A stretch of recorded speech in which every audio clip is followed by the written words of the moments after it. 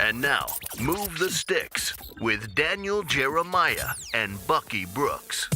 What's up, everybody? Welcome to Move the Sticks, presented by the Ford F-Series. DJ Bucky here from the Beastquake Conference Room. What's up, Buck? What's going on, man? It's been a good day so far. Excited about some of the things we got going on. Yeah, today's show got some cool stuff going down today on the show. Why don't you tell the folks what we got coming up today, Buck? Part of my excitement stems from our conversation with Penn State head coach James Franklin. We're going to take a look at Monday Night Football, review some of the players, particularly Marcus Mariota. And then we have our offensive line of the week. A surprise team makes that list. All right, so we got a lot to jump into. Let's start off as we do every week with what happened the night before. Monday Night Football, big win there. First time in a long time that the Tennessee Titans have been able to defeat the Indianapolis Colts. And Buck, went back and watched this football game this morning. Didn't see it last night. Watched the tape, especially focused in on the Tennessee Titans offense. They win 36-22. A couple of those running backs got loose. Derrick Henry, big game, 131 yards, including a long touchdown at the end of the game. I'll get to that play in a little bit. But something that you've talked about a lot with the development of young quarterbacks, and watching this game, it was so evident to me that this is how they're using Marcus Mariota. I don't want to say the word protecting him, but how they found a formula that works. And a lot of times we look at just number of runs versus number of passes. They were very balanced, 34 runs, 32 passes. But to me, when they're throwing the football, it's primarily one of three things. One is off of the run game, off play action. It could be a RPO or whatever. There's run action involved. That's number one. Number two, you get 5 out in the route. Get 5 guys out. It's a quick decision. It's get the ball out of your hand right away. You've got a lot of options. Find a soft spot. Get the ball out of your hands. And then number 3 is that they want to take deep shots down the field. It's 8-man protection. It's max protection. It's a 2-man route. They had one where they allowed Eric Decker, kind of ran a little out and up and came back, turned into a comeback. I mean, it was an intricate route that took forever to get there. But it's max protection. It's get everybody out, or it's use the run game. It's not. He's just taking a 5-step drop with a 6-man protection and kind of working through the field. That's not what they're doing. No, that's not. I think it's the evolution of the quarterback position and how you're having to coach these young guys. You have to put them in their sweet spot, put them in their comfort zone. We are seeing more of these young quarterbacks have success when the offensive coordinator or the play caller is designing plays that are very, very similar and familiar to them from their college days. Look, we never thought that this National Football League would evolve to this kind of offense, but the way we're seeing it and the way we're seeing the young guys respond, I think more and more teams are going to continue to steal ideas from the college game to help their young quarterbacks get going. And everybody asks the question, right? How do a couple years ago, how do these spread quarterbacks transition to the NFL? It's a different game. It's not really a different game anymore. It's become more and more like Saturdays. We've been beating that drum for a long time. But now you're really seeing it when you study these offenses. Not only it's not gimmicky. It's just they found a different way to play the position to get the job done. And it's not even about, don't throw the box scores out in these football games. I think Mariota, how many 300-yard games does he have? He's only had 4 300-yard games in his career, including last night. But they've got a formula and they've got an offense that fits his skill set, and they know how to win football games. Yeah, and I think that's the main thing. The guy's a winner. He was a winner at Oregon. He has come into the National Football League. He's kind of figured out what he can do well. They put him in an offense that really maximizes his talent as a dual-threat playmaker, and they're winning games. So as long as everything around him is good, the running game is good, the receivers, they've upgraded the receiver core to help him with more dependable guys. And look, he continues to grow in this offense. And as the offensive coordinator, Terry Rubisky, continues to add more elements to the offense, I think we'll see Marcus Mariota's game continue to take a step forward. Remember those doubters for Derrick Henry when he was coming out? He's high cut, he's too big, it's not going to work. We had this discussion. I remember having this chat. Probably, I don't know if we were on the air or off the air, but I remember just saying, look, at the end of the day, he's I know a couple things. He's huge, he's fast, and he's productive. Yep. So that is irrefutable. You can't debate that. Now everybody says, oh no, he's a slow starter, this, that, and the other. I don't know. He did it at a pretty high level in the SEC, and he's continued to do it. Big game for him against the Indianapolis Colts. A very big game. I mean, he saw the big 72-yard run at the end of the game. The big thing with Derrick Henry, and we talked about this during the run-up to the draft, he's a guy that was going to need a bit of a runway to get going. He's kind of a long strider, not necessarily a nifty or quick jump cut guy, but he has the ability to make cutbacks when the holes present themselves. But he is a load. And they are beginning to give him an opportunity to run the ball when it matters, particularly down the stretch. He's showing that he can respond. We saw the big run against a tired defense, this exotic smash mouth attack that Mike Mularkey promised is certainly looking like it can deliver big results in Tennessee. And it's kind of weird because I remember I know we had this chat. So people think about how big he is and think, oh, he's just an inside runner. He's at his best when he can go lateral, put a foot in the ground, and then burst upfield. That's where he's at his best because he's not going to be shifty in tight areas, working inside the tackles, being able to laterally shift and make people miss. That's not his game. But you get him going lateral, find a crease, and once he finds a crease, he hits it. And if you don't square him up, you've got no shot at getting him on the ground. You have no shot. I mean, he makes you make business decisions in the back end. He's big. You're talking about 240 pounds, guy that can run low 4.4 40, and he doesn't mind dropping the hammer on you. Yeah, it's a tough day when he gets loose in the secondary because I don't think many secondary members, safeties, corners, want to really deal with a big back like that. Looking on the other side of the ball, I thought you kind of saw – look, I'm the biggest fan there is of Malik Hooker throughout the process. Had an outstanding pass breakup at Delaney Walker down there in the red zone, down the end zone, where you saw his just instincts, being able to play the football. Great play. But two touchdowns in this game, you can kind of point to Malik Hooker. Looked in one, they were in kind of a quarter half look. He's a high safety. He got spun around, long touchdown. Oh, yeah. And then you saw him on the Derrick Henry touchdown. Look, you're the last man. You tell that kid when you're coaching little kids, you're the free safety. Find a way to get him down. Just get him on the ground. I don't care. You know how to be some killer out there. Just drag him to the ground. He doesn't do it. 72-yard run, kind of the exclamation point in this football game. So making plays outstanding. Love that about Malik Hooker, but he's got to clean up some stuff as well. He has to be a tackler. The biggest issue for him in the draft was would he be a solid enough tackler, a guy that would come downhill, make big tackles at the line of scrimmage or near the line of scrimmage.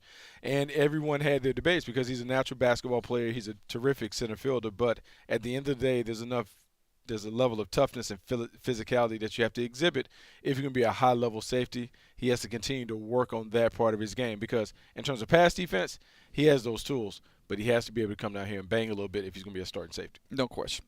He's doing a lot of things really well. Still some areas he can improve. All right, time now for the Offensive Line of the Week presented by the Ford F-Series. This is something our buddy Sean O'Hara does, NFL.com/Ford. You can check out the Build Ford Tough O-Line of the Week. He actually ranks the top 5. However, I don't know what Sean did this week. I don't know who he's got, but we get to do our own winner, Buck. And my nomination is the Chicago Bears, just because the Baltimore Ravens are a defensive-oriented football team. They've been playing great defense there for a long time. This is the most rushing yards they've ever given up. I mean, it's hard to knock that. When you look at the numbers, 54 rushes, 231 rushing yards, being able to run it at will. Whether they knew it was coming or not, they continued to pound the ball in between the tackles, running on the edges effectively. Chicago Bears offensive line deserves a lot of credit. I had the Tennessee Titans as a close second, but the Bears deserve to not because this production is ridiculous. Yeah, and to me, you look at Mitch Trubisky. He did not play great in this game. He was 8 of 16. No. Got sacked 4 times. Some of those on him holding on to the football. But this is the formula for them. Run the ball 54 times and tell Mitch 3. I need you to make 3 plays, either with your legs or with your arm, and he found a way. A nice touchdown, getting outside the pocket, had a couple big runs. But if you can give you 3 big plays and don't throw interceptions, if you can do that, we'll be in football games and we'll have a shot. You know, having been around John Fox for a long time, he's okay with that formula. He believes in that. We're going to run it. We're going to play great defense. Quarterback make a handful of plays. The game will be there to be won in the fourth quarter.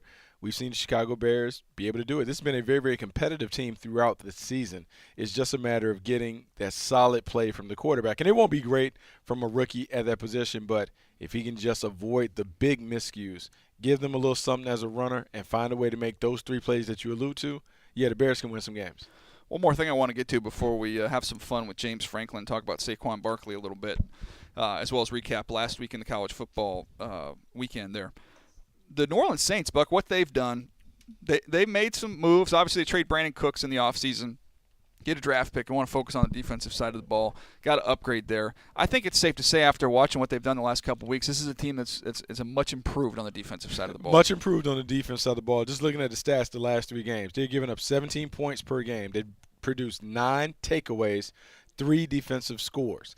And the way they're doing it, they're trying to do it really by leaning on the blitz. This is a team that blitz from every angle. They're trying to bring a lot of pressure, but with pressure, it causes chaos for the quarterback, and we're seeing the turnovers because they're able to get people around the bodies of the quarterback. A lot of defenders, balls are tips, overthrown, errant passes, hurry passes.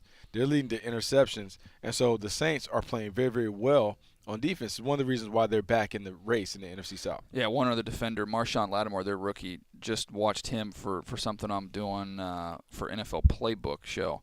And Buck, he's playing at a high level. Had the pick six in that game off of a tip. You always talk about tips and overthrows. Gets the pick six. But to me, it wasn't even the biggest contribution that he made because they're down there in the red zone. It's a fourth down. He's in zone. He kind of sinks with the corner, and then they throw in the flat. He bursts up, secures the tackle short of the goal line. That's a huge stop. And then even late in the game, they had a turnover, a fumble recovery.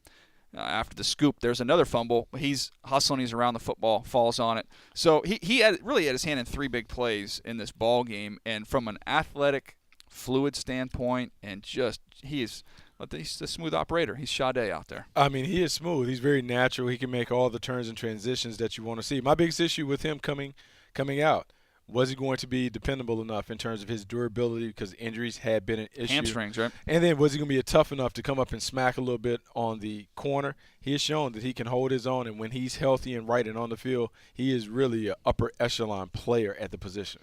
Last nugget here, and then we'll move on to the college game.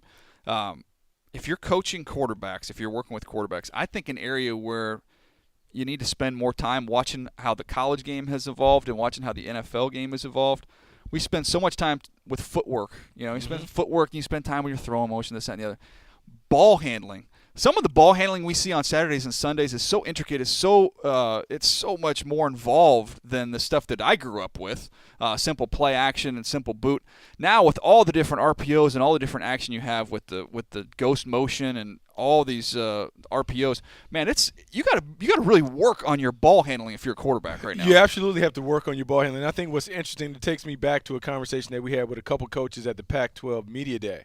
Clay Helton in particular talked about the quarterbacks that he wanted were basketball players, point guards. And all I can think about now are those drills that you used to do in the gym where you're circling the ball around, the figure eight drills with the ball in between your legs, different passing drills that you go back and forth, making the ball feel like an extension of your hand.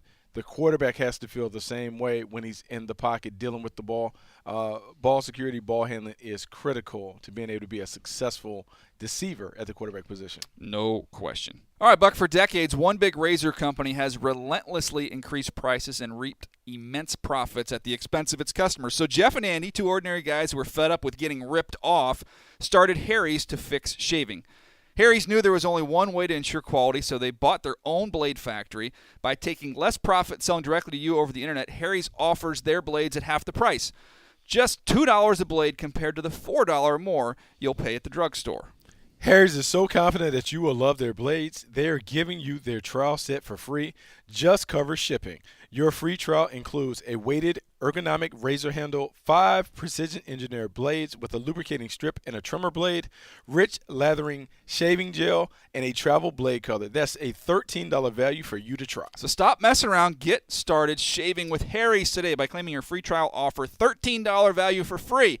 Just cover shipping. To get your free trial set, including a razor handle, 5-blade cartridge, and shave gel, go to Sticks right now. That's harrys.com/sticks. Let me give you that one more time. harrys.com/sticks. All right, Buck, let's jump into the college weekend we had last weekend. Pick-wise, we were just average. It was not my best week, but did have a chance to go to the USC football game and check out Sam Darnold. I actually took my son. It was his birthday. Took him and a buddy. Got down there in the field before warm-ups and be able to take in the ball game and see him sloppy early on. Mm-hmm. I'm sure as you saw watching the ball game, very sloppy early on. Ball handling we were just talking about. Sam Darnold's had an issue with putting the ball on the ground, a couple fumbles, and this game had a couple fumbles against Oregon State. So a lot of the focus has been on the interceptions. Fumbles he's got to clean up as well. But as we always say with Sam Darnold, down 14 points, money time, got to have it. Third downs, fourth downs, second half. He makes it happen. He does make it happen. I think his best quality is going to be his ability to find a way to win games. He is the guy that understands how to lead his team to the winner's circle. There's a value in that because it's not always going to be clean. It's not always going to be pretty when you're a quarterback in the National Football League.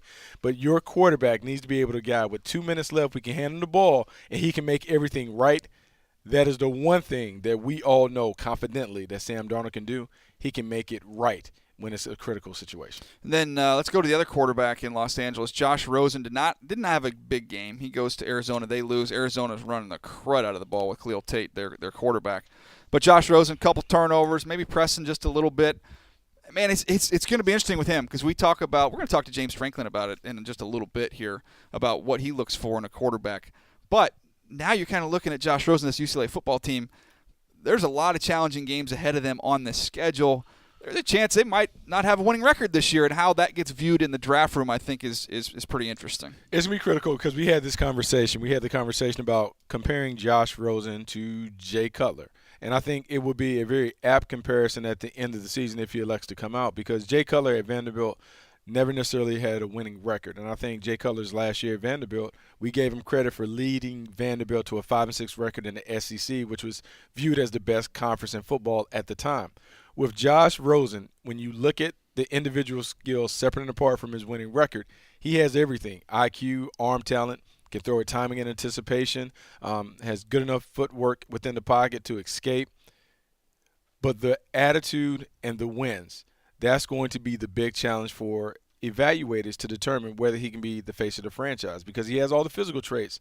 But is he a winner? Is he someone that you can hitch your wagon to and say, we're going to win a lot of games because Josh Rosen is our quarterback? I was talking to a scout on the field before the SC game, and Baker Mayfield's name came up. And They had a big win over Texas. Not a huge game for Mayfield, 300 yards, 2 touches, 1 pick. But it was interesting. I said, build-wise, does he remind you at all of Russell Wilson? Because I've heard that comp a little bit. People have thrown that around. And he said, look, he's not as tightly packed as Russell was, but he is strong. And he thought from last year to this year, he said, watch him over the summer. I wasn't really enthused about his NFL prospects, but he said he is a much better football player this year. And he's kind of one of those guys, if you're not in on the big dudes, which I think are going to end up going high if they all come out, top 10 picks, he's kind of being in that next group. He's being targeted as, okay, at this point in the process, Bucky, I would say second round is kind of what the chatter is with him. Okay, that's the guy we maybe not going to get in that first tier. But there's people, and he's one of them, believe he's going to be an NFL starter. How about this? So I think I don't want to put him in the same conversation because I know the Twitterverse is going to be like, oh, this is crazy. How can you compare him to that? Drew Brees? Drew Brees. I knew you were going there. Top of the second round, because that was my first draft. Michael Vick goes 1. He goes 32 yeah, or I think whatever it was 32, yeah. He comes top of the second round, and we've seen the kind of career that he's had. Now, he had some struggles early in San Diego, but once he figured it out, he's been a really, really good player, especially under a play caller that really understands his game. I think with Baker Mayfield does a great job of what I call connecting the dots. He gets the ball out. He gets it to his playmakers. At Oklahoma a season ago when he had D.D. Westbrook and all the other weapons, he looked like an outstanding player. He looks really, really good this year as well. If he goes to the right situation, if he goes to a team that understands how to utilize his talents, I think he can be a player. And then the comparison that I will make, and I'm going to throw out there early, he kind of reminds me of Jeff Garcia. Jeff Garcia was a little bit of an undersized, you didn't really know, but multiple-time Pro Bowler, had a lot of success in the league. I think Baker Mayfield can play the game in that fashion. Yeah, it's fascinating. He's going to be an interesting one. Another quarterback, a West Coast quarterback over the weekend, did not have a good weekend, was having a great year. Luke Falk, Washington State goes down to Cal 37-3. He has no touchdowns, 5 picks. It was a rough go of it there for Luke Falk. Also fumbled a couple times, lost one of them. Talked to a scout that was at the football game and said, look, I'm not making excuses for the kid. I'm not doing it, but just it was a bizarre atmosphere at this game. It's a Friday night game coming off of a team that is 6-0, but they go on the road. They had the fires up in Northern California, so there was some doubt about whether they're going to play this football game or not. He said Cal came out there, pretty much did their regular warm-up. Washington State just came out there a little bit before the game, didn't get a full warm-up in, and it was kind of half speed. I don't know if it was – I'm sure it's because of the air quality.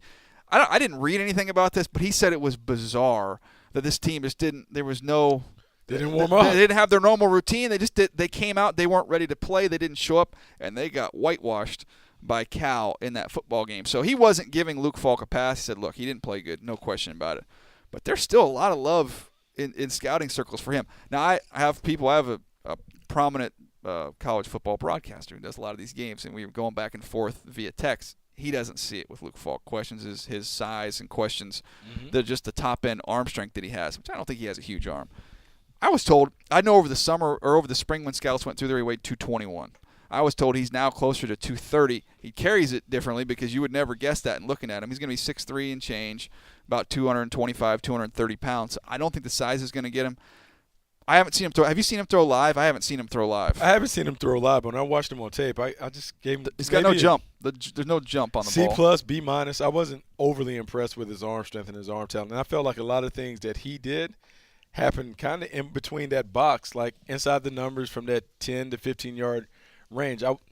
Look, I think he's a good player. Everyone tells you his intangibles are off the charts at the quarterback position. Scouts rave about him, but I mean, I think he's okay. He's not someone I would necessarily be fired up about if he was a potential franchise quarterback that we were looking at. How about him? The interesting debate with a lot of people is when you talk about him and you talk about going down to Mason Rudolph at Oklahoma State and comparing those two guys. I think they're in a competition, jostling for position, maybe with a Baker Mayfield in that next rung after the big. I would say, we'll see who all ends up coming out. But when you look at Sam Darnold, Josh Rosen, and even Josh Allen, I think those guys have kind of established themselves right up there at the top. And then Lamar Jackson being the ultimate wild card.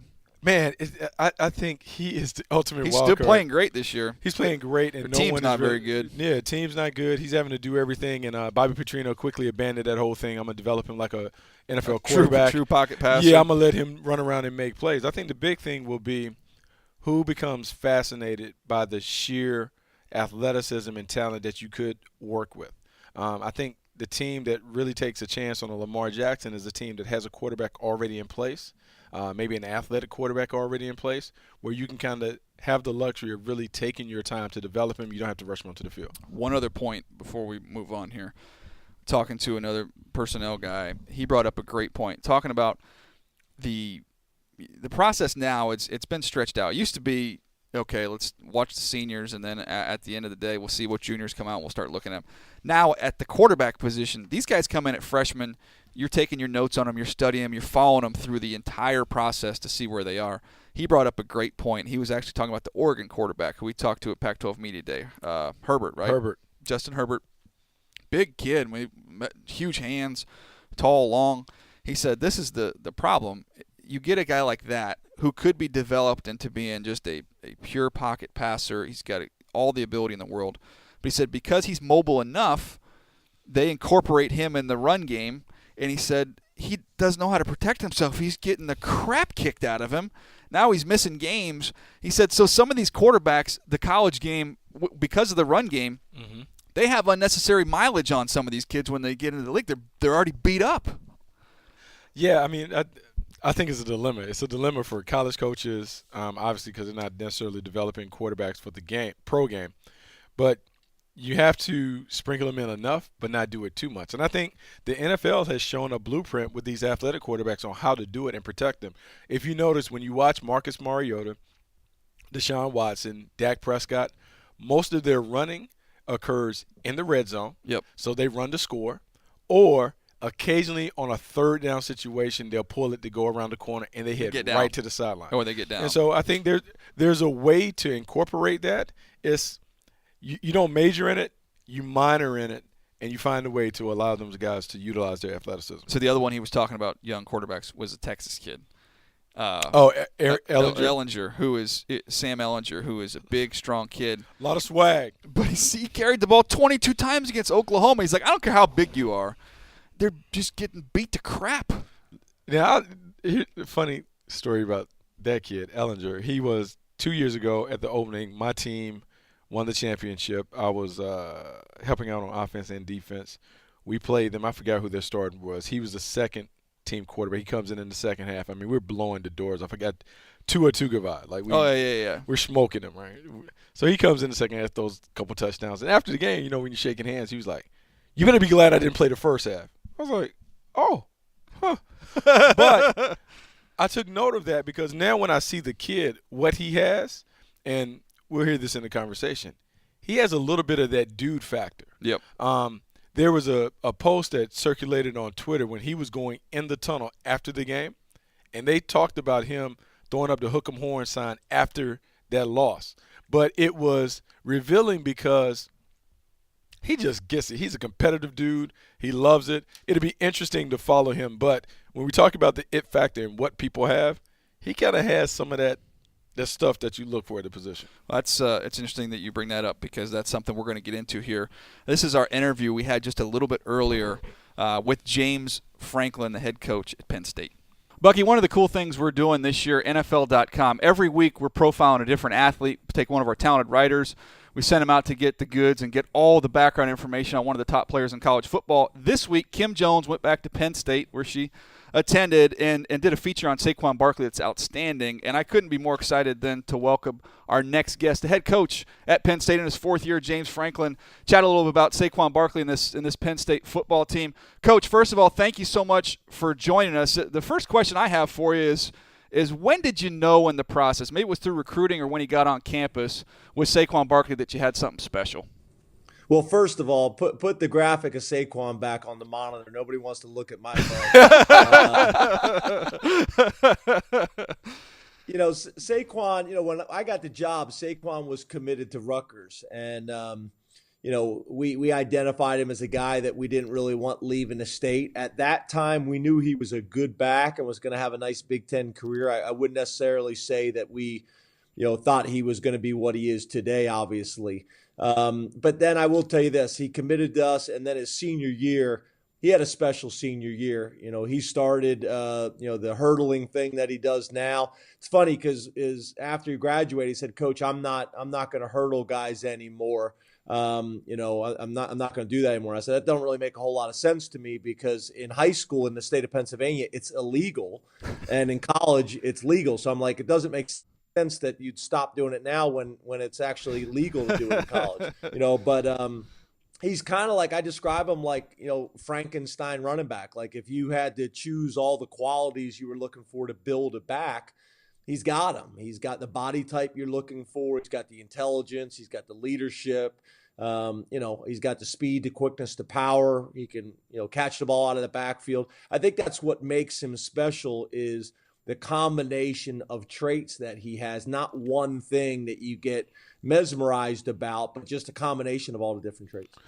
Coach, he can be a one-man show at times. His ability to do so many things as you described. How do you harness that as a play caller? How do you get your play caller to make sure we want to feature Saquon in so many different facets to really maximize his talent on the field? Well, I think for us, we're a true RPO team. So, when he carries the ball in the running game, he's carrying it into a pretty good look because we're usually reading some defender, whether it's a DN, linebacker, safety, whatever it may be. So that helps. So, we're not like a pro-style offense that you see where guys, we're just going to hand the ball off to him and run power down people's throats. So we've had a bunch of games where, he doesn't necessarily touch the ball, especially as a runner. Maybe in the first, 2 series of the game. But we also realize that, he's a difference maker and we need to get the ball in his hands. So we have a lot of different ways to do it as a receiver, as a kickoff return guy, in a traditional running game, and I think that's what also helps our offense and helps our team is that, we can use him so many different ways. So it's hard to game plan, to completely eliminate him from a game. You can obviously limit his impact. When you're running a one-back offense, they can always overload you in the box, but you create other opportunities for us. So that's where I would make the argument he's the most valuable player in college football, and there's no doubt he's the most exciting. I mean, he's made some plays. I've been doing this 23 years at every level, including the NFL, and he's made some plays that just – even me, my mouth is wide open watching some of the things that he's able to do. Yeah, I had a front row seat at the Rose Bowl last year and saw just what he was capable of. He was outstanding in that football game. Coach, everybody that I talked to that's rolled through their scouts and different people close to the program say as good as this kid is on the field, he's exceptional off the field in terms of in the locker room, his leadership, and just personality-wise. Everybody raves about this kid. Is there a story about him you could share with us that lets us know a little bit more about Saquon Barkley, the kid?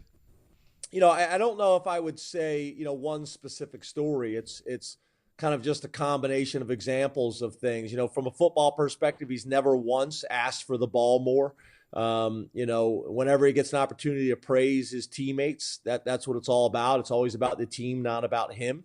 In the community, he's the guy that we have to pull away at the end of the game because he'll stay out there for an hour and a half after the game, signing autographs with kids and taking pictures.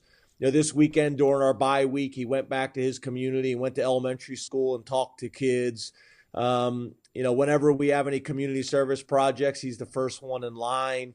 He just gets it. He's a guy that's really embraced the whole collegiate experience, academically, athletically, socially, spiritually, and has taken advantage of all the resources and opportunities. So, he's a special guy, and I'm really proud of him in so many ways, and probably more so than what he's been able to do from a football perspective. Hey, Coach, he came up to the opening, which was held at Nike headquarters, and he had the opportunity to work out with Tom Shaw and a bunch of great college athletes. And Tom Shaw told me that he's one of the most explosive athletes that he's ever seen in terms of his strength of power, his speed. Talk about what you see when he's away from the field, when he's going through off-season workouts or in the weight room. How diligent of a worker is he? What kind of special athlete is he?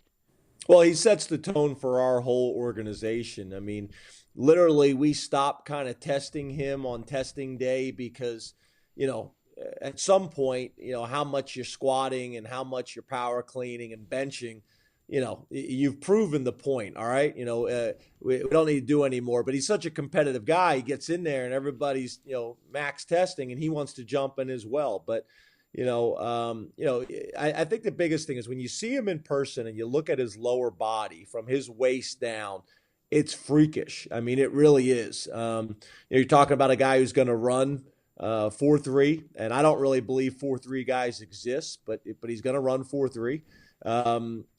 He's one of these guys, whatever you put on the bar, he'll bench, squat, or power clean. He's really, really gifted. He really is in so many different ways. I mean, he's thrown a touchdown pass. He's got touchdown receptions. He's a guy that you could, use like a Marshall Faulk and line him up as a wide receiver in the slot.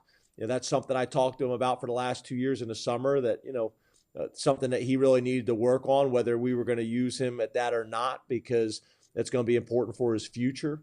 He's a hard-working guy who gets the big picture and understands, what we're trying to do from a team perspective. But he also, understands the impact it's going to have on his future as well. Coach, we got plenty there on Saquon. We can't wait to watch him this week. And I want to ask you just a couple questions as we look at the bigger picture here with your football program. Sitting here at number 2 in the country, and you've got Michigan, Ohio State, and Michigan State coming up. Does it get any better than this life right now for you in college football, sitting where you are, the challenges you've got in front of you? I think game day's coming out there this weekend. Just how cool is your life right now getting ready for all these challenges? Well, it'd be a lot cooler if the conference broke those 3 games up and we didn't have them in a row.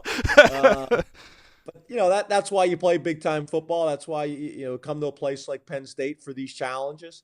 I'd make the argument that our division, our side of the conference, you can make argument, maybe the best in college football. You got Penn State, Michigan State, Ohio State, and Michigan all on the same side of the conference. So it's impressive. But yeah, it's funny because we're ranked number 2 in the country as a player, as a coach. I've never been a part of an organization ranked that high. And, I guess part of me thinks, that I would feel differently, but I don't. I still wake up every single morning early, come into the office. I'm concerned about, getting our guys prepared and eliminating distractions and getting better, so I don't really feel any different as an organization or as a head coach. In some ways, I think a lot of these things are distractions. So I think that's one of the most important jobs that a head coach has is eliminating distractions for his staff and for his players. And you look last weekend in college football, that's why college football is so exciting.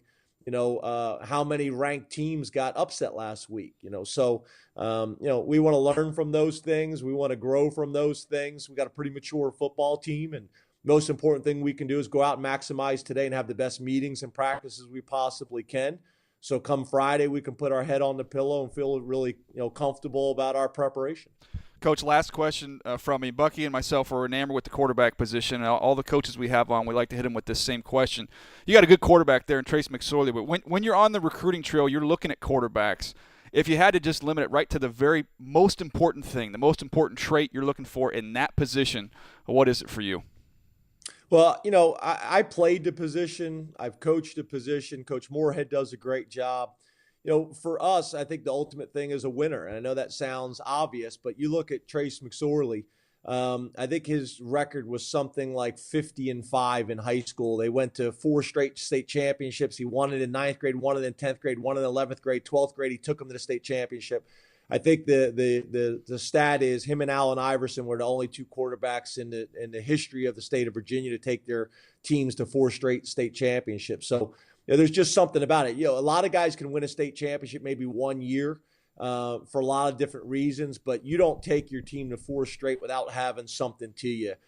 Trace is going to walk in the room. He's not going to pass the eyeball test. He's not 6'3", 220 pounds, but he's got the it factor, the thing that we've all, as coaches and as analysts, been trying to figure out what that is, since the beginning of time. He's got it.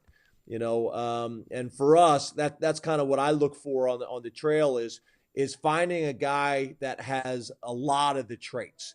I think one of the big mistakes that people make is they find a guy that is really big or really fast or got a really strong arm or one trait that you get really caught up in, where I think your odds are better if you find a guy that does a lot of things well rather than 1 or 2 traits that just blow you away. And that's what Trace has. Except for the eyeball test, he's got all the other things necessary. Coach, that's an outstanding and thoughtful answer there. We've collected a bunch of information from coaches. That might be the best one we've got on the quarterback position. Hey, best of luck this week. Best of luck in this stretch you're getting ready to go on. It's great to see Penn State back up there in the national conversation. You got it rolling, and wish you the best of luck.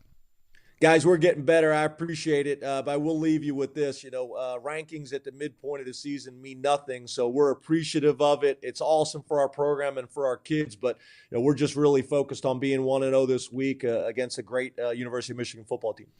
Thank you so much, Coach. We appreciate your time. Thanks, guys. Have a great one. Bucky, fascinating chat there with James Franklin. I thought the stuff on Saquon Barkley was outstanding, but I took away the biggest thing for me. I'm so enamored by what these coaches look for in the quarterback position, and I thought he was very eloquent in describing what he's looking for. Very eloquent in describing what he was looking for. And, we keep talking about what is the secret sauce at the position, and that secret sauce may be that. Do they have the ability to win games? At the end of the day, if we're playing in the backyard, will that quarterback find a way to let my team get to the winner's circle? And so we can talk about the physical traits and the IQ and the arm strength and the arm talent, but at the end of the day, can they put it together to get their guys to believe in them, and can they get their guys into the winner's circle? All right, that should do it for today, but I have a surprise for you. Last week on the pod, we did something that got a lot of feedback and got a lot of people talking. People enjoyed it. We call it a little role play. We need to get a drop. We need to create a drop for role play because I want to make this something that we do every week here. So you don't even know the role that I have for you yet. Every week. So you did such a good job as Tom Osborne. You played it beautifully. I was trying to bring it back. I've got a new role for you today. Oh God. Okay, you ready? All right, here we go. All right, this weekend, one of the big games in college football, 2 top 15 teams, 2 longtime rivals, one of the best, the most historical rivals in all of sports. We have USC traveling to take on Notre Dame. Now, these 2 programs, Buck, as you know, compete for a lot of the same kids. Notre Dame comes to California a lot. They come after a lot of the same kids, and they recruit them. So this weekend, I'm sure Notre Dame's going to have a bunch of their top recruits in campus to check out the game. And a lot of these kids are going to also be getting recruited by USC. But I need you to play the role of Brian Kelly this week. Brian Kelly. And I want you to sell these 5-star recruits you've got on campus of why they should go to Notre Dame and not stay in Southern California and attend USC. Mr. Kelly, what do you have to say? Oh, this is an easy one. I mean, I know you have USC on your list, and I love that fine institution out there in L.A. and La La Land. They have a lot of Hollywood people. I see Will Ferrell and all those guys out there on the sideline. However, I'm worried about your long-term development as a young man. Beyond what happens in football, because, look, you can be a football player for 4 years, but that Notre Dame family is going to take care of you for life.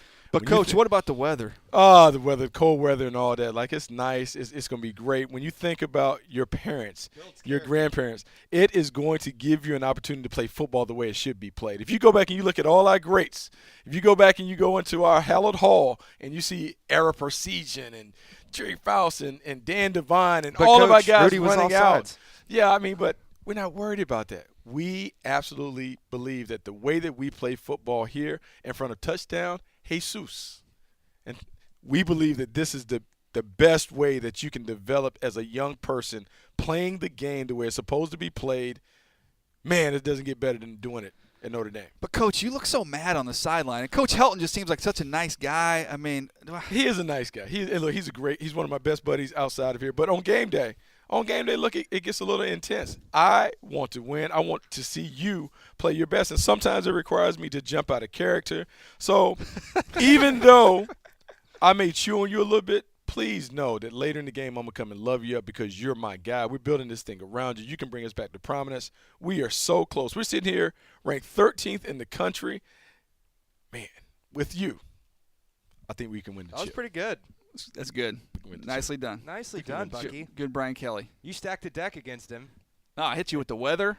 I hit you with the yelling. The reputation, the family. That's right. Cold weather, building Come on. character. Do you know we spray paint our helmets Every week. Friday, Every week. Yeah. Friday night with the special Yeah, little 24 gold dust. 24 karat gold dust right there, so it glimmers right off the light. All right, you don't have to play the role anymore. Come on. You're not Brian Kelly anymore. Come on. Now if I just ask you the kid, Bucky Brooks the kid, where you going? It depends what position do I play. What You're position do I receiver. play? You're receiver. Gosh, I don't know if they throw enough. I have one of my kids up there, CJ Sanders. Yeah. That's He's playing. quick.